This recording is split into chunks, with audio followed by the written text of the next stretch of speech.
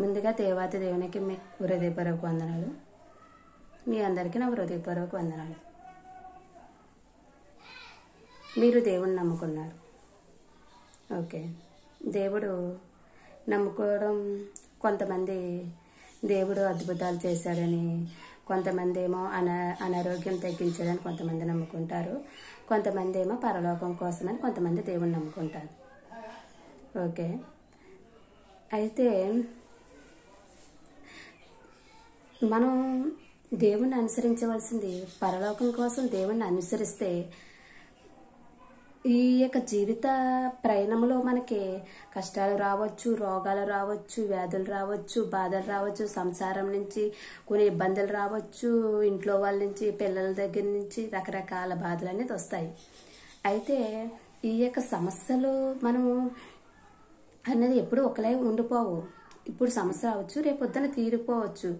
ఇప్పుడు ఈ సమస్య వచ్చినప్పుడు మనం స్ట్రాంగ్గా బలంగా ఎప్పుడు ఉండగలమంటే ఆ యొక్క వాక్యాన్ని మనం గట్టిగా పట్టుకోవాలి, తర్వాత దేవుని గట్టిగా పట్టుకోవాలి.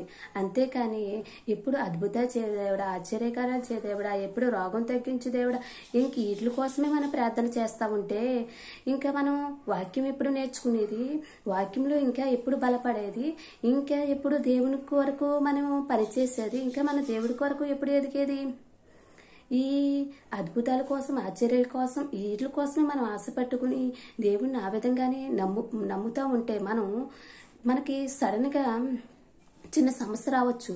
ఆ సమస్య వలన మనం ఈ యొక్క అద్భుతాలకి, ఆశ్చర్యాల కార్యాలకి, ఈ యొక్క లోకం యొక్క విధానానికి అలవాటు అయిపోయిన మనము ఈ సడన్గా ఈ విధానం నుంచి త్వరగా బయటపడలేము.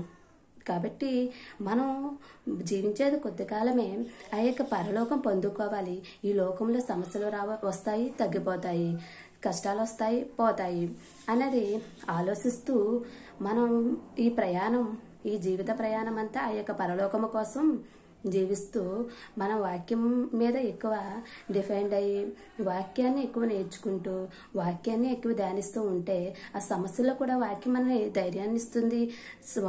వాక్యం అనేది మనకి ఎంతగానో ఆనందాన్ని ఇస్తుంది.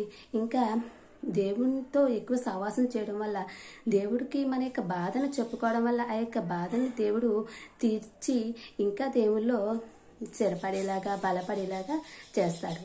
కాబట్టి నేను చెప్పేది ఏంటంటే, మనం ఎక్కువగా ఈ యొక్క సమస్యల కోసం, వీటి కోసం ఎక్కువ వరి అవ్వకుండా, ఎక్కువ దేవుని కోసం తీర్చే దేవుడు ఉన్నాడని దేవుడి మీద భారం వేసుకుని ముందడుగు వేయండి. అందరికీ నా వందనాలు.